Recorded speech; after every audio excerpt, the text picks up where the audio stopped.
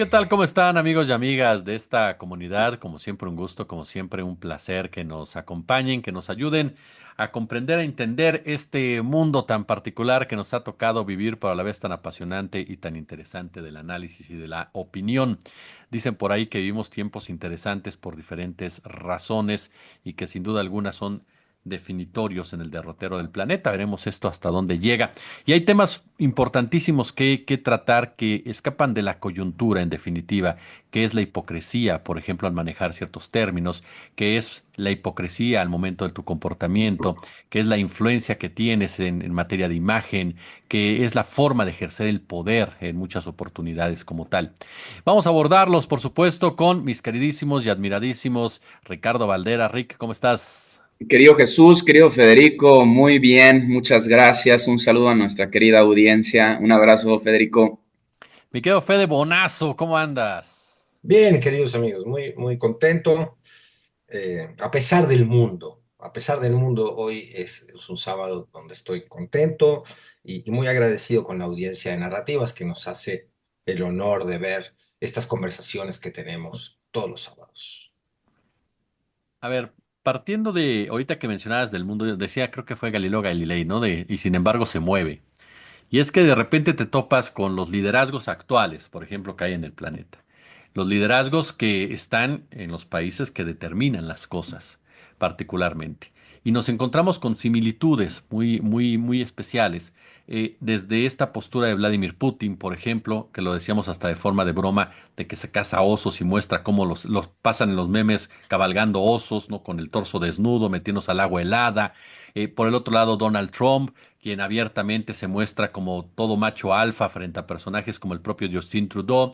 Y de ahí pasas a un Bolsonaro que también jugaba mucho con este tipo de imágenes, sin dejar de lado incluso esa sobriedad tan particular, tan característica de su propia cultura, como puede ser la de Xi Jinping, pero también dentro de ese marco del gran líder.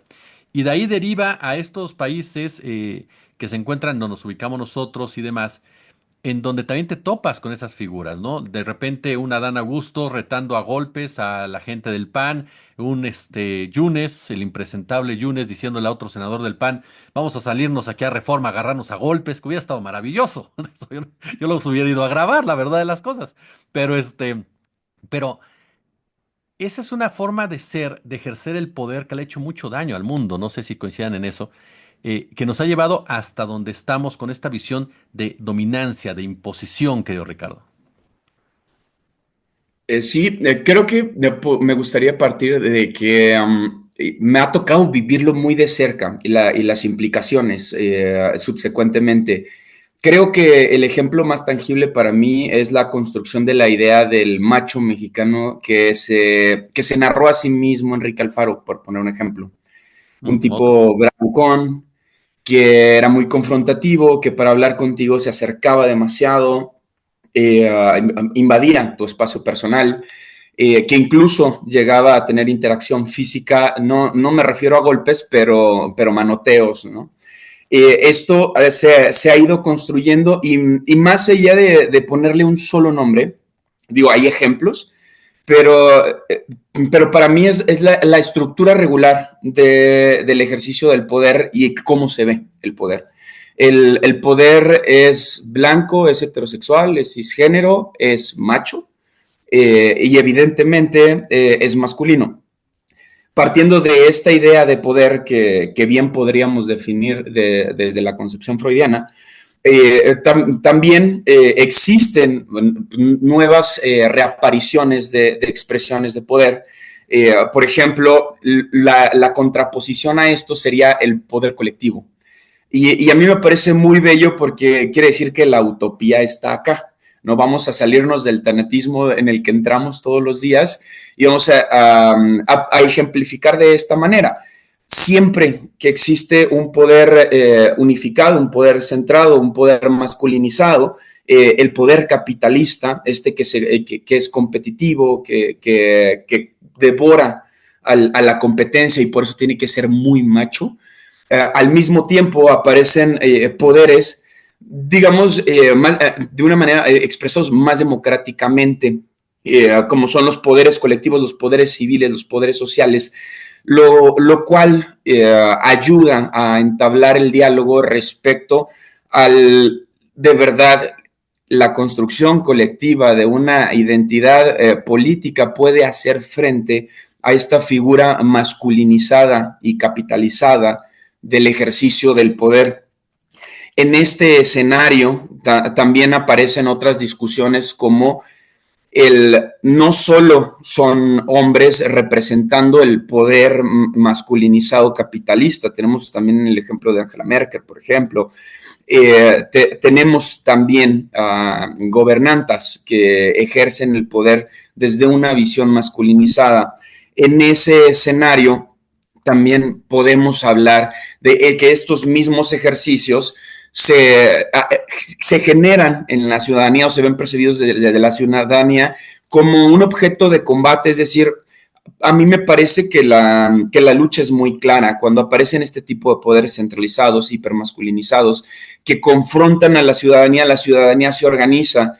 ¿Qué pasó durante la dictadura argentina? Federico nos podrá explicar mucho más, pero fueron las abuelas de la plaza quienes se enfrentan principalmente ya en una ruptura total de los acuerdos sociales, justo al ejercicio del poder hipercentrado, masculinizado y machista, por decirle de alguna manera. Es decir, que tenemos estos ejemplos que se han fortalecido con la historia y la representación de la idea del poder, que al mismo tiempo históricamente se han combatido con la colectividad, con la fuerza comunitaria. Y me parece que además de poético, nos ayuda a entender justo el balance de fuerzas, el cómo se presenta el ejercicio del poder autocrático y capital y cómo combatirlo. La misma historia nos los ha puesto enfrente, querido Jesús. Fede, ahorita lo que mencionaba bien, mi querido Ricardo, una forma de ejercer el poder. Yo recuerdo mucho esa campaña entre William Clinton, por ejemplo, y George Bush padre, en donde Clinton salía hasta empujando automóviles, ¿no? Y se levantaba todo así, fornido y demás. Y mucha gente, recuerdo una nota que decía, simboliza a los Estados Unidos. Simboliza el poder norteamericano, simboliza la imposición sobre el otro, simboliza esa fortaleza como tal. Y de repente te topas en que en el ejercicio del poder hay esa dominancia, ¿no? En donde lo que se trata es de sobajar completamente al que tienes enfrente, dejando de lado lo que tendría que ser un aspecto fundamental que es el diálogo, que es la política como tal. Correcto. Vaya tema que hemos escogido, fascinante, amplio, con sus complicaciones, pero si vamos de lo más central o resumible, podemos hacernos una pregunta. El machismo, en todas sus dimensiones, relacionado con la política y con el poder, por supuesto, ¿nos hace daño a todos, incluidos los varones? Sí, la respuesta es sí, es una costumbre, es una cultura y tiene, ya lo conoce la audiencia de narrativas, cuál es mi posición al respecto, tiene, y puedo argumentarlo, tiene una raíz biológica. ¿A qué me refiero con una raíz biológica? Siempre digo esto, ciertas conductas que tenemos como bicho humano, tienen un origen en la evolución biológica que está grabada en nuestro DNA, en nuestro instinto, en nuestro cerebro más antiguo, que es el sistema límbico, que nos hace reaccionar de manera instintiva, respondiendo a la influencia de la testosterona, por ejemplo, que sería la hormona del macho o de la violencia, aunque las mujeres, por supuesto, también tienen y usan la testosterona. Cuando digo esto no me refiero a que estamos ante una condena, es decir, hablar de que hay cierta cantidad de componente instintivo de la evolución y natural en ciertos comportamientos que después la cultura ha modificado, instalado, no es una condena, al contrario, yo creo que si no reconocemos ciertas raíces biológicas de los problemas de la conducta humana, nunca vamos a llegar a la solución. Hay toda una discusión, yo la he tenido con académicos que se dedican exclusivamente al estudio, por ejemplo, del racismo, y yo sostengo que si decimos que el racismo, el machismo, toda una serie de conductas discriminadoras o discriminatorias, mejor dicho, son solo constructos sociales, nos estamos olvidando de un pedazo importante, no digo determinante, pero sí importante, de esas conductas, sin el cual no podemos encontrar la solución, sin el cual no podemos enfrentarlas, sin el cual no podemos combatirlas, sin el cual no podemos modificarlas. Lamentablemente, ese sería el caso del machismo. Después, por supuesto, que es un fenómeno absolutamente cultural, donde, repito, que también afecta a los varones, donde el mostrar cierta debilidad, cierta fragilidad, cierta propensión a cambiar de ideas. Fíjense qué importante es esto para la política. El político, asediado por la cultura machista, no quiere reconocer a veces que se equivocó, porque eso da la imagen de que es débil, de que es frágil, de que no es un hombre de convicciones y de decisión. Y eso provoca que se aferren los políticos a una serie de ideas o de políticas públicas o de concepciones mismas de lo que es la actividad política o pública, que están equivocadas y están aferrados ahí porque no vayan a pensar que soy, no quiero decir la palabra para que no se me saque de contexto o se pueda malinterpretar, pero acuérdense todas las expresiones homofóbicas que estaban ligadas a, como estigma a los varones que no mostraban coraje, por no decir huevos, ¿no? O sea, es muy interesante intentar desmenuzar esto. Tuvimos este episodio que tú mencionabas al principio del programa, Jesús en la semana, donde las bravuconadas entre machos convirtieron lo que tiene que ser la escena de liberación por excelencia, que es el Congreso, en esta riña de adolescentes de cantina o de adolescentes de prepa, eh, que yo no le tengo miedo tampoco a ciertas expresiones de lo físico o al mundo físico, digamos, pero no, ese no es el espacio, el espacio son representantes populares, no pueden individualizar la discusión legislativa diciendo la hombría, no sé, no, basta con la hombría, son cosas que tenemos que empezar a desterrar porque nos han hecho muchísimo daño. Aquí dejo esta primera intervención, pero lo vemos en muchísimos ámbitos, en el ámbito familiar, en el ámbito del trabajo, en el ámbito de la escuela, donde también al hombre no se le permite, o cada vez se le permite más, pero todavía está muy enraizada en nuestra sociedad la cultura machista, no se le permite expresarse, reconocer su debilidad, reconocer su lado femenino, porque los malditos estereotipos de género también nos han condicionado a decir esto solo es de las mujeres, esto solo es de los hombres, y lo cual es una babosada. La madurez social, la madurez incluso democrática, la madurez como especie, va a venir en el momento en que empecemos a desterrar estas costumbres deleznables que tanto daño nos han hecho a todos. Querido Ricardo, aquí entramos también, y ya lo mencionábamos, el tema de la guerra, por ejemplo. La guerra es parte de la economía, tristemente, que estamos viendo y que se ha venido generando, e incluso haciendo un poco de historia.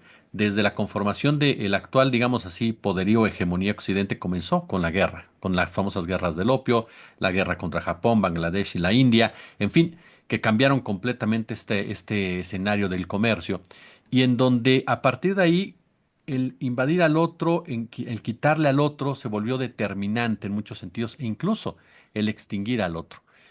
En ese sentido, cuando tú escuchas a muchos de los dirigentes hablar del conflicto, de los conflictos, mencionan la guerra no como una solución incluso a los problemas, sino como como una forma, una manera de precisamente de incluso imponerse a otra persona, no solamente un país, sino de raza contra raza. El micrófono, joven. Perdón. Sí, de hecho, justo estaba buscando un libro porque hay una frase que define perfectamente este ejercicio, que es que la política se define como una experiencia del lenguaje y que la cualidad de esta experiencia nos une o nos separa. Lo mismo ocurre con la guerra. También es un lenguaje, como bien lo dijiste al cerrar la pregunta, es un ejercicio de ver quién puede más. Dentro de este qué puede más, evidentemente tienen los mismos ejercicios lingüísticos de la verificación, de la construcción de la idea, de la aparición del personaje y la construcción del personaje mismo. Solo un dato que nos va a volar la cabeza. La Organización de las Naciones Unidas tiene un ejercicio que es año con año, el de intentar que los países que acuerdan ciertos tratados disminuyan el Producto Interno Bruto que ejercen en la industria militar. Tan solo en el 2023 el gasto militar alcanzó un récord histórico, 2.444 mil billones de dólares solo en este año. La industria de la guerra representa en muchas ocasiones más del ejercicio en educación, más del ejercicio en salud en algunos de los casos, en países sobre todo en etapa de desarrollo. Y esto nos demuestra, también es lenguaje, es el lenguaje de los números quizás, pero también es lenguaje, habla de prioridades, de construcción de identidad y bueno, ¿qué es lo que infló históricamente este gasto militar durante este periodo del 2023? Porque estos cálculos son verdaderamente complejos de realizar y siempre tienen un año de retraso. Pasa algo similar con lo de los conteos del INEGI, que siempre pareciera que tiene un año de retraso, pero en realidad es el tiempo que transcurre para recolectar la información. Teniendo esto por enfrente, lo que nos queda claro justo es la del ejercicio del poder letal, ¿no? Es decir, la del ejercicio, y volvemos a la construcción de la necropolítica, diría la académica y activista Sayak Valencia, en donde la figura de la autoridad, de la máxima autoridad, la figura del Estado democrático, tiene un gasto histórico en muerte, no en vida, no en educación, no en arte, en muerte. La política global en este periodo de tiempo se está concentrando en el desarrollo justo de las fuerzas marciales que arrebatan la vida. Este lenguaje también nos ayuda a dividirnos o a unirnos. Un ejemplo perfecto, y aquí me voy a permitir adelantarme un poquito, es lo que pasó en la Feria Internacional del Libro. Las ideas, por un lado, de un sector poblacional que asegura que había que tener un diálogo respecto a un genocidio y quienes creemos que los genocidios no se dialogan. Es decir, simplemente no es una construcción cultural, pero ellos siempre saldrán a acusar de censura, dado que necesitan este esfuerzo de la construcción lingüística o la de identidad narrativa, es decir, van a explicar el por qué asesinan, van a explicar por qué es legítimo el arrebatar vidas, y para esto requieren de este lenguaje y nada unirá a su discurso en tanto no se pueda pronunciar. Es por eso que el periodismo también tiene aquí pues un espacio de oportunidad, si podemos decirle de alguna manera. ¿Qué es censura y qué es discurso de odio? Mi postura siempre ha sido que los discursos de odio no pueden ser considerados dentro del paraguas de la libertad de expresión porque violentan evidentemente, en este caso, la vida. O sea, no hay nada que discutir acá. Yo no puedo salir a solicitar que le arrebaten la vida a alguien y quererme amparar bajo el paraguas de la libertad de expresión. Yo no puedo salir públicamente a decir que cierto sector poblacional con ciertas características etnográficas, geográficas, lingüísticas o de cualquier índole tiene mayor o menor validez social y en general la validez como la vida misma que otro sector poblacional y querer respaldar este discurso supremacista en libertad de expresión. Y entonces, los medios de comunicación tenemos una gran tarea de tener estas discusiones. Si se va a hablar respecto a esto, yo creo que desde mi perspectiva la mejor manera es pronunciarlo en mitad de un genocidio en Palestina. Se invita desde cierto sector pseudo intelectual o intelectual, el apellido que le quieran poner, a tratar de justificar la masacre, lo cual te permite abordar el tema desde una perspectiva de lo real, de lo tangible. Ahora mismo traigo una tarea enorme porque quisiera abordar en una columna de opinión de forma de ensayo justo los paralelismos entre la verdad y lo real. Y es verdaderamente complejo porque la verdad es el tema de la filosofía. Y hay pocos ensayos respecto a esto. Sin embargo, creo que es más necesario que nunca, porque justo su verdad de este grupúsculo que impulsó el discurso en la Feria Internacional del Libro de Guadalajara, pues es que les censuraron un foro. Lo real es que estaban haciendo apología del genocidio palestino. Entonces, en este balance entre la verdad y lo real, nuestro objetivo, y a mí me resuenan mucho las palabras de la periodista Gloria Muñoz, que decía el periodismo tiene que ser inobjetable. Y entonces, si yo salgo y en mi cabezal dice discurso genocida pide libertad de expresión, es una realidad inobjetable. Se quería validar de alguna manera la invasión y el genocidio palestino con base en sus relaciones de poder. Era un espacio en donde, bueno, por ahí le pusieron unos adjetivos a la FIL, y bueno, la FIL tiene un montón de apellidos, pero el más fuerte es Padilla, ¿no? Hay que decirlo también con todas sus letras. La Feria Internacional del Libro de Guadalajara estuvo secuestrada muchos años por un tipo que había que ser investigado. Así de simple. No hay otra manera de decirlo. Es otra realidad, es otra aseveración inobjetable. Alguien pudiera ponerlo a discusión, todo absolutamente esta discusión, pero es inobjetable. A Raúl Padilla López había que investigarlo por la cantidad de familiares absurda que hay en la nómina de la Universidad de Guadalajara, del propio rector, por su propia política de gestión universitaria y por el uso político de la Feria Internacional del Libro. Recordemos un sexenio anterior, tantita memoria, él quería ser el secretario de Cultura del panismo, ¿no? Y él lo intentó, se enfiló, por primera vez en la historia se enfiló. Y lo abandonó al final del momento, era un personaje bastante sombrío, que nunca entendíamos sus intenciones, pero lo que había sido claramente era el uso político de la mano de la derecha de un sector intelectual que es muy poco autocrítico, y esto lo he dicho muchísimas veces. La academia y las artes son de los sectores en donde menos autocrítica se ve de manera pública, por lo menos. Y esto es un problema justo para la construcción de los discursos, justo para en los momentos difíciles en donde hay que abordar el cómo se dicen las cosas o cómo las cosas son nombradas, ¿no? Y el ejemplo perfecto para mí es esta clausura. Pasando a este tema que ya pone sobre la mesa, me quedo Ricardo, Fede. Hipocresía, negacionismo, ceguera.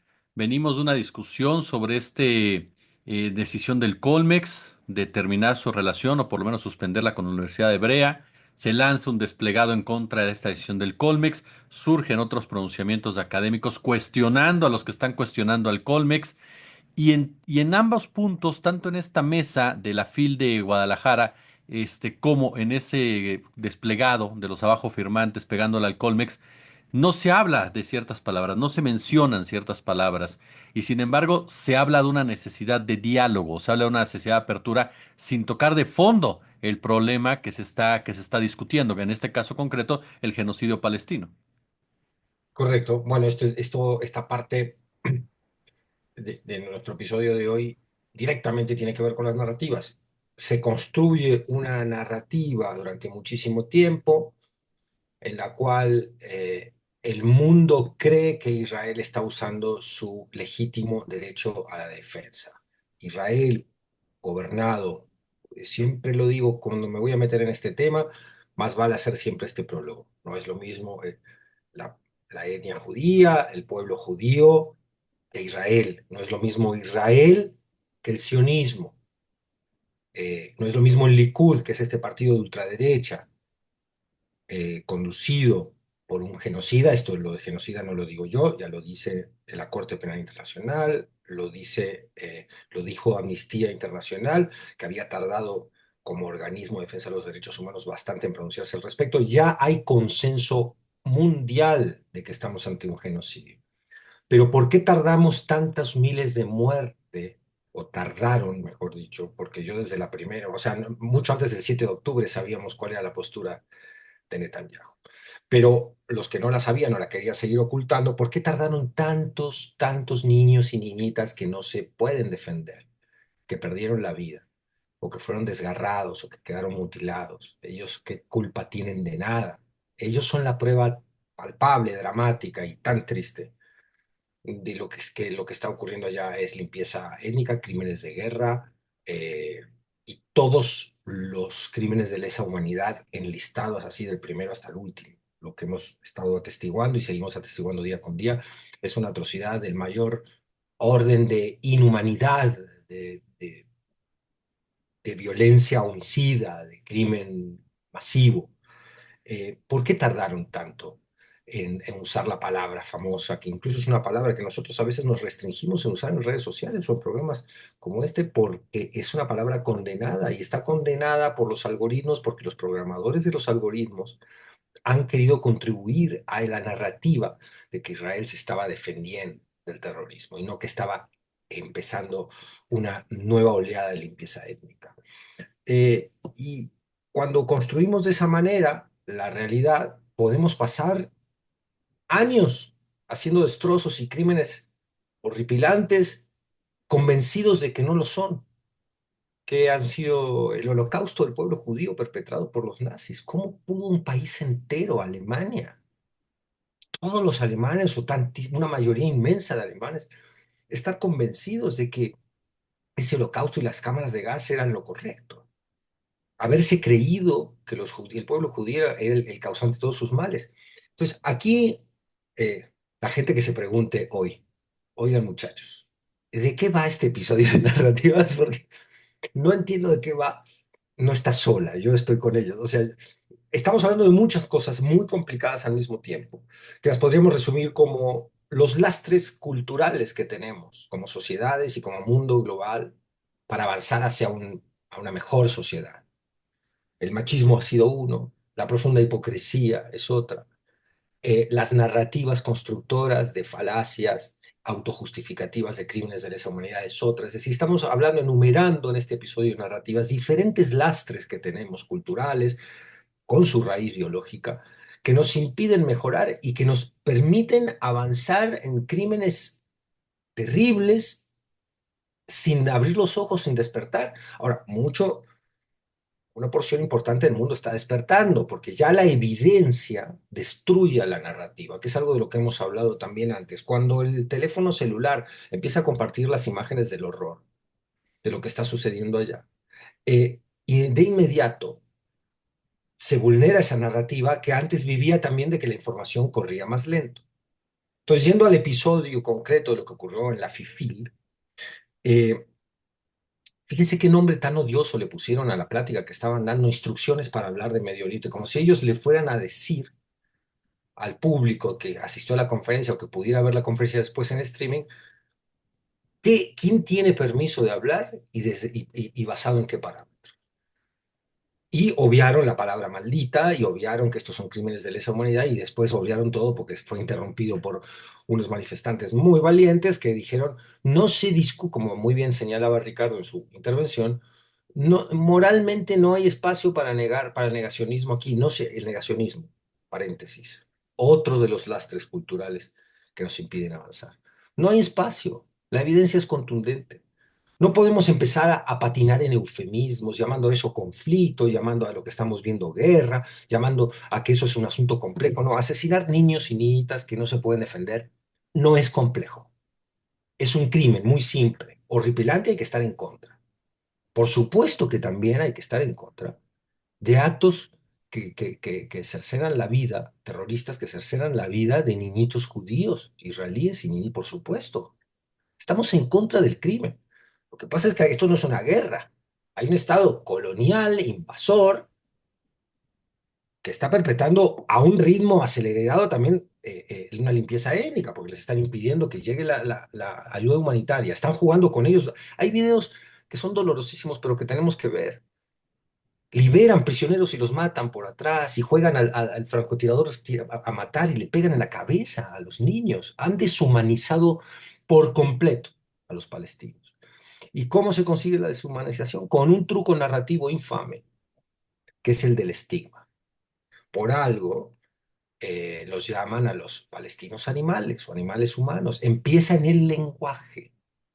El lenguaje es el punto inicial, esto lo señalaba muy bien Ricardo también en sus intervenciones pasadas. El lenguaje es el punto inicial para deshumanizar al otro y poder violentarlo. Y en casos extremos como este, intentar exterminarlo.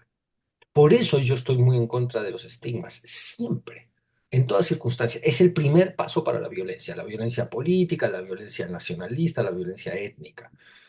Por eso, en la discusión en la izquierda, por ejemplo, miren qué brinco estoy dando, pero espero que estén de acuerdo que es un brinco que tiene sustento lógico. En la discusión de la izquierda, no podemos estigmatizar al que piensa diferente, porque en el momento que lo estigmatizamos, lo apartamos de lo que llamamos la tribu, la burbuja, lo ponemos allá, cancelamos su voz crítica y damos permiso para que la calumnia, el ninguneo e incluso la violencia física tengan cabida. Bueno, son temas bien complejos que ameritan cada uno en sí un episodio de narrativas. Podemos entonces resumirlos. Nacionalismo malentendido, chauvinismo, es decir, pensar que nosotros siempre somos mejores que ellos, el estigma y el uso del chivo expiatorio para atacar, violentar y poner la culpa de lo que nos sucede a muchos en un grupo étnico, es lo que hace Trump con los migrantes, el negacionismo, el machismo. Son todas costumbres muy enraizadas en nuestras sociedades que son un lastre para que podamos avanzar hacia un mundo mejor. Este tema en general, mi querido Ricardo, viéndolo también desde la otra óptica, las reacciones que generó, por ejemplo, en donde la queja, ¿no? de muchas personas era ¿por qué no dejaron hablar, por ejemplo, se me escapa, a este Jacobo Dayam, o por qué no dejaron hablar a otros de los invitados que estaban ahí, Moni de Swam, desde un principio saliendo a justificar todo tipo de actos de un lado y cuestionando brutalmente a los otros? Hay como bien decía Federico, hay una narrativa tramposa o de verdad hay una ceguera o hay una cobardía incluso en no aceptar lo que está pasando. Yo creo que es una combinación de todo y literal es creencia, es un acto de fe que es una compulsión generalizada, porque es como lo dijo Federico y a mí me gustó mucho su intervención porque todos estos términos sí engloban lo que es la derecha. Es muy, muy, muy tangible para mí, pero para mí. No quiere decir que esto lo sea para todas las personas y por eso es necesario nombrarlo, hacerlo presente. ¿Qué ocurre cuando la ética de derecha aparece en el ejercicio público? Bueno, todo este campo semántico de la desdicha se deposita en el ejercicio público. Y quizá como algún énfasis en el punto en el que los programadores son quienes, digamos, abordan o militan dentro de este mismo campo semántico de la desdicha, yo creo que más bien son los dueños de las redes sociales quienes les piden a los programadores, porque las actividades humanas siempre están un poco acotadas a nuestra capacidad de llevar comida a la mesa. No sé si en serio sean, ahí sí no me atrevería a llegar a la misma conclusión que Fede, por ejemplo, ¿no? Porque no conozco a los programadores, pero sí medio puedes conocer a los dueños de las redes sociales. Y, por ejemplo, Elon Musk reniega de su propia hija por ser una persona trans, ¿no? Y no solo la reniega, la niega públicamente, dice que él no tiene una hija, justo apelando a esta construcción discursiva.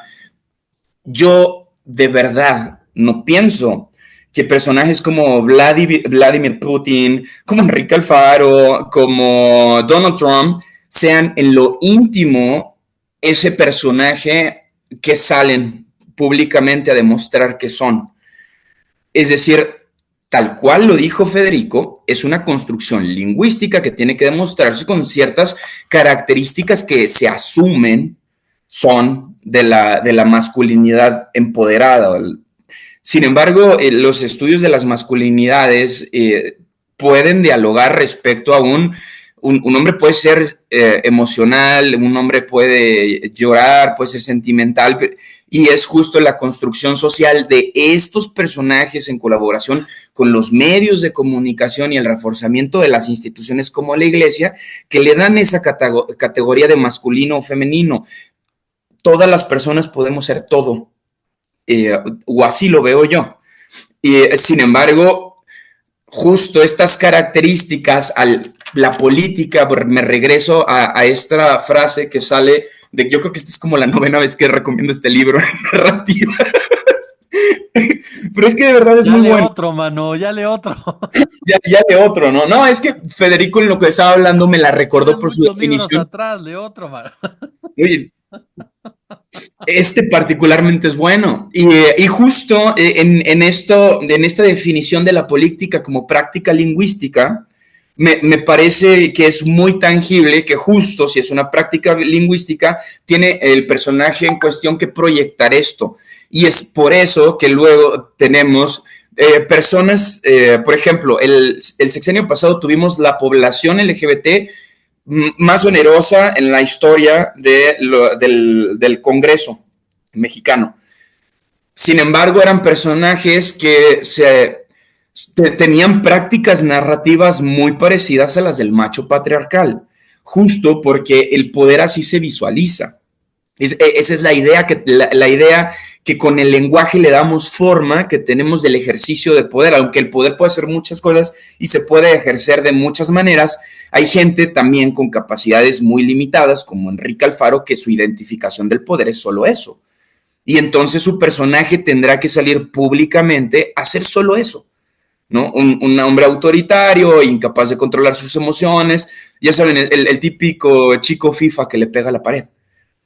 Porque esa es la idea que tenemos del poder. Entonces, por eso yo decía en mi primera intervención, la utopía está aquí, demostremos que la colectividad es una manera más sana y la colectividad en toda su diversidad, como la humanidad misma que es diversa, es una salida viable y menos violenta para el ejercicio del poder, porque el poder estará ahí en nuestras relaciones psicoemocionales, en nuestras relaciones sociales cotidianas, incluso en nuestras relaciones laborales del día a día. Esto que decía hace un momento, que nuestra actividad humana está subordinada a nuestra capacidad de llevar alimento a la mesa, justo porque dentro de nuestros espacios laborales hay ejercicio de poder. Bueno, ¿qué se puede contrarrestar a ese ejercicio de poder? El sindicalismo. Y es otra prueba fehaciente de que el ejercicio colectivo del poder sí es una respuesta al poder patriarcal y capitalista. Déjame ir un poco más también al escenario, Fede, porque ya Ricardo ponía sobre la mesa el tema de la derecha. Tú manejabas un término que se ha hecho popular en los últimos días sobre la FIL, ¿no? En ese marco, y uno piensa entonces, este tipo de eventos que supuestamente son culturales, o no supuestamente, en el papel tienen que ser culturales, tienen que ser de una apertura. Como bien lo dictaminaba Ricardo, que vaya que conoce el escenario jalisciense, la FIL era controlada o es controlada por la derecha de Jalisco. Incluso me atrevería a decir que hasta por la ultraderecha de Jalisco, el personaje como Padilla y demás. Y que, como bien lo señaló, hubo esta fricción con Alfaro. Incluso el presidente López Obrador en su momento denunció que era que era un espectro de derecha toda la FIL.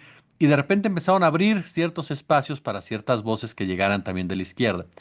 Pero sigue siendo un escenario mayoritariamente de exposición de la derecha. ¿Cómo entendemos esto en el marco precisamente de estos temas tan particulares que hoy hemos tocado? En un tema como es lo que pasa con los palestinos, este genocidio, en un asunto también bélico que está sucediendo entre Estados Unidos, Rusia, en un asunto comercial como lo que pasa entre China y en el caso de México, en donde la derecha, por supuesto, se siente o ha sido desplazada del poder. Entonces, ¿cómo se enmarca todo esto en un evento que uno pensaría, pues está para discutir, para debatir, para presentar libros? La disputa ideológica se da en los medios y en las redes sociales. La batalla cultural, bien ha entendido la derecha la importancia de lo que Gramsci concebía como control de la discusión pública y del discurso. Han leído mejor a Gramsci algunos de derecha que algunos de izquierda, siendo un pensador, el italiano, que era claramente de izquierda. Eh, Allí se da. La evidencia de que esto es así es enorme y además pues, hay ejemplos históricos. ¿Quién ganó la batalla cultural conservadora? La iglesia, las diferentes iglesias. La iglesia es una maquinaria de propaganda narrativa que además logró controlar masivamente a muchísima gente para que cumplieran con una agenda. Tuvo un problema, ese gran libro bíblico inicial del que se derivan otros libros de las religiones monoteístas, que es el Antiguo Testamento, tuvo un problema cuando vino el Nuevo Testamento, porque en el Nuevo Testamento hay toda una narrativa humanitaria, cristiana, de querer al prójimo como a ti mismo, de dar la otra mejilla, que promovía la empatía, que promovía todo lo contrario que la concepción patriarcal que había en el Viejo Testamento. Ahí tuvo una contradicción, pero la iglesia, igual como maquinaria de propaganda, que terminó sirviendo en la mayoría de los casos hasta que apareció la teología de la liberación, y antes, por supuesto, hay antecedentes de que dentro de la misma iglesia había gente verdaderamente cristiana, pero la mayoritaria y primordial iglesia que controló el poder político que representaba la expansión de la religión ha sido conservadora y ha jugado para las élites. Entonces, tenemos que entender que la batalla se da allí. La FIL es un instrumento más de batalla política controlada efectivamente por lo que ha sido mayoritariamente por la derecha, pero donde ha habido espacio siempre para muchas otras voces. No es un espacio censor, o en todo caso no censor de manera directa. Invitaban muchísimo más a los intelectuales de siempre, que eran seguidores del régimen del prianismo, incluso en la alternancia, y marginaban bastante a las voces mucho más críticas o de izquierda. Pero yo desde que tengo memoria voy a la FIL, el Juguete Rabioso, mi banda tocó en la FIL en los años 90. eh, He sido invitado yo a decir los disparates que suelo decir en público a la FIL. Allí está Taibo 2, allí te topas con la Mesa Roja ahora. eh, y la FIL es un espacio bastante democrático. En ese sentido, yo creo que hay que respetar todos los espacios de deliberación y discusión pública sin hacernos tontos con lo que representan como instrumento para la discusión ideológica. Y lo que veo es que el mundo está muy polarizado, que el mundo se ha globalizado en una polarización donde las derechas han escogido el camino radicalizado. Y es por eso que tú ves que un tipo como Milei apoya el genocidio en Gaza. Y es por eso que ves esta reunión de la CIPAC que hubo en México hace unos meses y que ahora está en Argentina, donde Salinas Pliego hizo el oso, porque Salinas Pliego es un hombre con una profunda vocación de hacer el oso allí donde abre la boca. Eh, pero donde se reúne una manera muy conservadora de ver el mundo. Más, yo lo digo siempre, más que una ideología es una psicología, es la psicología de aquellos que le tienen miedo al diferente, por tanto le tienen miedo a los migrantes, le tienen miedo a los homosexuales, a los transexuales y le tienen miedo a todo aquello que amenace la tradición y la familia, pero son unos machos patriarcales que para defender la familia atacan a la mujer, le tienen miedo al avance del feminismo.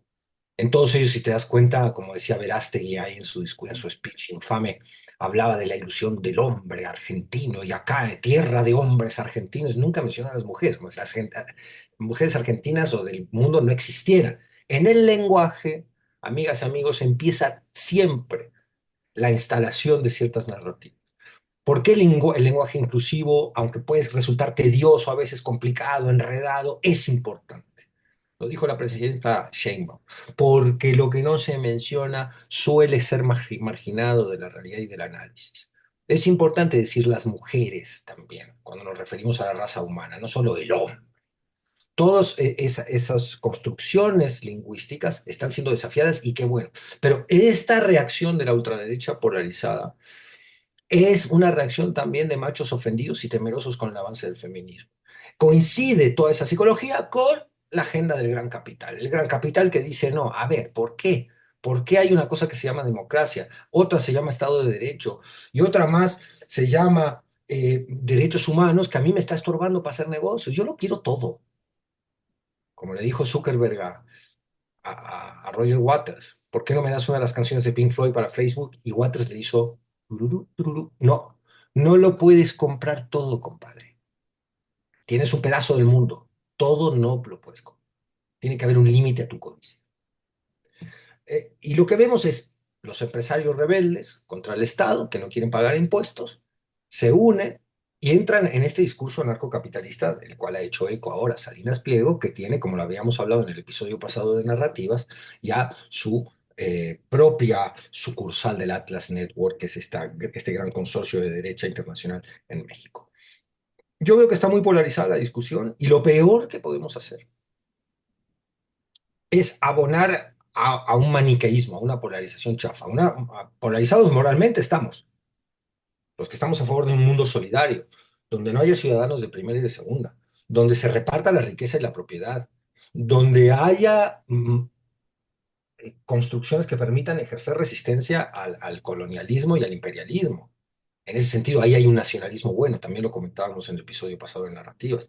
En un mundo donde todos podamos ser considerados seres humanos y por eso es tan fundamental, importante la concepción de los derechos humanos. Y allí cuando la izquierda empieza por, por razones que no da tiempo de explicar en esta exposición, pero con la presión preventiva oficiosa y a deteriorar el concepto de los derechos humanos, ahí la izquierda pierde rumbo.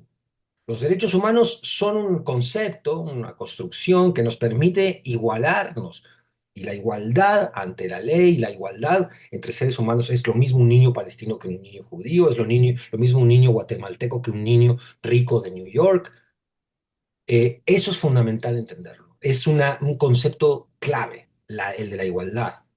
Ahora, los que estamos de ese lado de esa posición moral, con defectos, virtudes y de todo, planteamos un mundo. El otro es el mundo egoísta, individualista, que dice que se jodan los que no llegaron, que se mueran de hambre o les tiraremos algunas migajas allí para que no protesten demasiado. Y si protestan demasiado, los vamos a matar. ¿Qué es lo que pasa en Israel y en Medio Oriente ahorita? ¿Por qué es tan emblemático, preocupante y simbólico lo que está ocurriendo allá? Porque es un modelo de mundo que nos quieren proponer esta ultraderecha, con el que no podemos estar de acuerdo.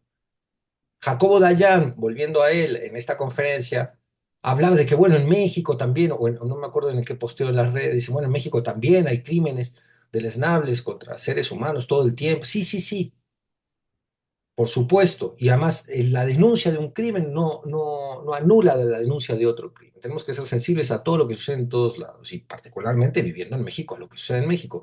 Pero lo importante de entender que la denuncia de lo que está sucediendo en Medio Oriente, de este genocidio, es una denuncia a una manera de ver el mundo, de ver el derecho internacional y de terminar, según esta propuesta, con la concepción de los derechos humanos que nos lleva al desastre, nos lleva a la ley del más fuerte.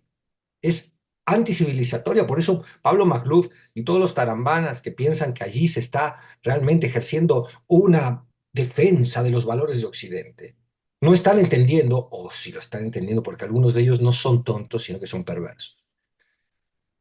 Eh, Allí lo que se está discutiendo es qué mundo queremos. Y la amenaza no es árabe.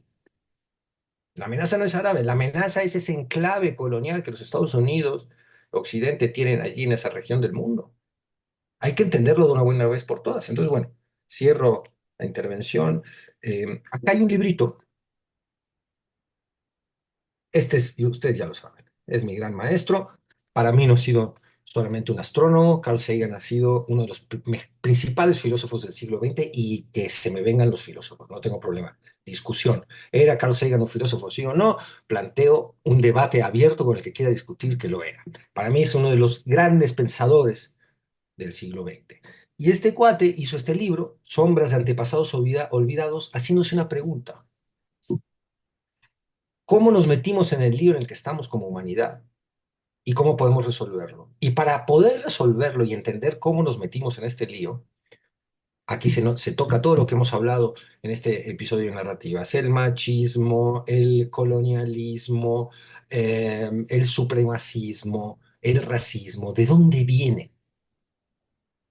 Hay que enfrentar esa pregunta con el mayor rigor, coraje intelectual y valentía, despojándonos de cualquier negacionismo o dogma y prejuicio con el que encaremos la lectura de un libro tan importante como este, que por supuesto no es el único que habla del tema, pero que pasó desapercibido. Es de los libros menos conocidos de un autor muy, muy exitoso, porque es un libro muy terrible, que nos interpela a cada uno de los que lo leen, que nos dice, tú estás armado de esta manera. ¿Qué dice la ciencia? ¿Qué nos cuenta la ciencia de cómo estamos hechos como seres humanos? Y a mucha gente, correr las cortinas que cubren el espejo y verse realmente ahí es una tarea que le desagrada profundamente. Pero yo lo recomiendo, es muy saludable. No podremos mejorar si no nos atrevemos a un diagnóstico valiente de la realidad. Gracias a usted, querido amigo y amiga de narrativas, además de los libros que ya recomendaron Ricardo Valderas, Federico Bonazo. Siempre es un gusto, de verdad, escucharlos a ambos con sus diferentes opiniones y análisis. Ricky Valderas, como siempre, muchas gracias. Querido Jesús, querido Federico, les mando un gran abrazo. Un comentario ahí al aire, el por qué no me refería a la FIL como eso, porque justo ahora estoy en mitad de una investigación que parece ser que apunta que el término FIFI fue utilizado por la Dirección Federal de Seguridad para perseguir a la población LGBT.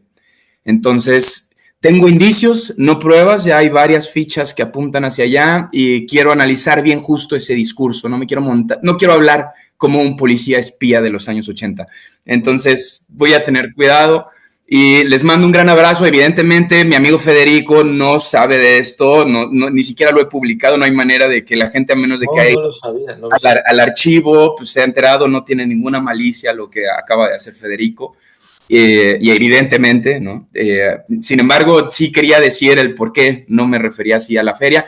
Les mando un gran abrazo y espero que estén muy bien. Un saludo a toda la gente que nos escucha. Fede Bonazo, como siempre, un gusto. El gusto es mío, querido Jesús, que nos permitas entrar en contacto con la comunidad que tú has creado con tu profesionalismo y tu tenacidad como el gran periodista que eres. Es un placer enorme reunirme todos los sábados con ustedes y con la audiencia de Narrativa. Muchas gracias. Como siempre, un gusto, como siempre, un placer.